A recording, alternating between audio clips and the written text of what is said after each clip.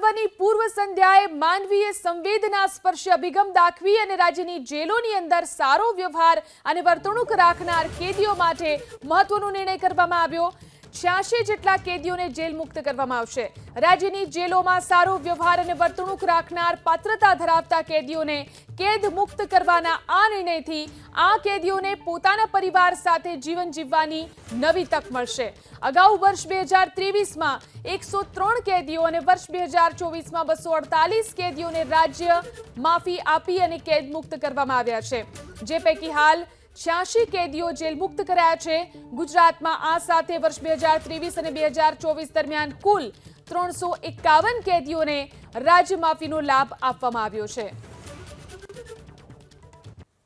સ્વતંત્રતા પર્વની પૂર્વ સંધ્યાએ માનવીય સંવેદના સ્પર્શી અભિગમ દાખવી અને રાજ્યની જેલોની અંદર સારો વ્યવહાર અને વર્તણૂક રાખનાર કેદીઓ માટે મહત્વનો નિર્ણય કરવામાં આવ્યો। 86 જેટલા કેદીઓને જેલ મુક્ત કરવામાં આવશે।